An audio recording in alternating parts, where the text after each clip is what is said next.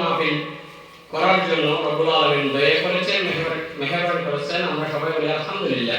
আলহামদুলিল্লাহ। তার সাথে স্মরণ করছি মহান নেতা, বিশ্ব নেতা রাসূল পাক সাল্লাল্লাহু। তো তোমাদের কাজ কি? আমি তোমাদেরকে একটাই উপদেশ দেব, উপদেশ দিয়ে আমি আমার সংক্ষিপ্ত কথা শেষ করব।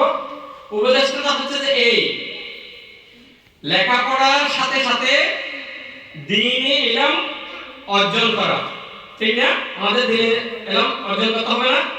আমরা যদি দ্বীনি ইলম অর্জন করতে না পারি তাহলে তো আমরা সবাইকে আমরা দাওয়াত করতে পারবো না, তাই না? তো এই অর্জন করতে গেলে আমাদের সর্বপ্রথম আমল ইলম দুটোটাই আমাদের কি অর্জন করতে হবে। তাহলে এই আমল ইলম অর্জন করতে গেলে আমাদের কি করতে হবে? বেশি বেশি করে লেখাপড়া করতে হবে, তাই না? আমরা ইনশাআল্লাহ বেশি বেশি করে লেখাপড়া করব, আমরা মানুষের সাথে ভালো ব্যবহার করব এবং আমরা দ্বীনের কাজ বেশি বেশি করে করব এবং দ্বীনের দাওয়াত করব, মানুষের কাছে দ্বীনের দাওয়াত পৌঁছে দেব। সর্বপ্রথম আমাদের কাজ কোথায় পৌঁছাবো? আমাদের পরিবারের মধ্যে, ঠিক না? আমাদের পরিবার, আমাদের মা আছে, বাবা আছে, খালা আছে, খালি আছে, আত্মীয় স্বজন আছে, আমরা তাদের মধ্যে কি ভালো আচরণ দিয়ে আমরা দ্বীনি কাজ করব। তো আমরা সামনের ভবিষ্যৎ তোমাদের উপর নির্ভর করে বাংলাদেশের প্রজন্ম। তো আমরা আশা করি এই রমজানের উপলক্ষে আল্লাহ রাব্বুল আলামিন যেন এই রমজান নিয়ে আমাদেরকে ক্ষমা করে আমাদেরকে সামনে এগিয়ে যাওয়ার তৌফিক দান করে।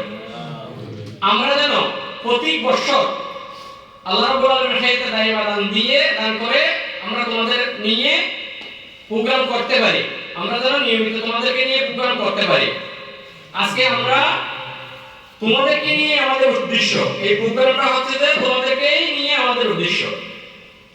ছাত্র শিবির এমন একটা সংগঠন যে সংগঠনটা হচ্ছে যে মজবুত পিলারের মতো, ঠিক না?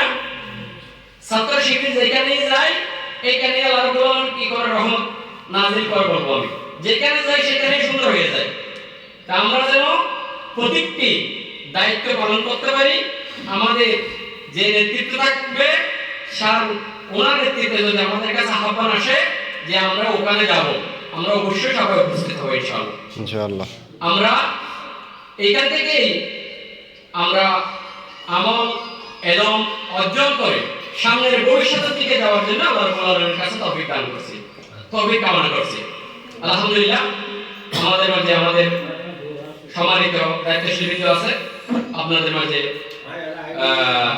আলোচনা করবে, আমরা আলোচনা শুনবো এবং আমরা সবাই এখানে ইফতার করে আমরা ইনশাআল্লাহ যাব, ঠিক আছে?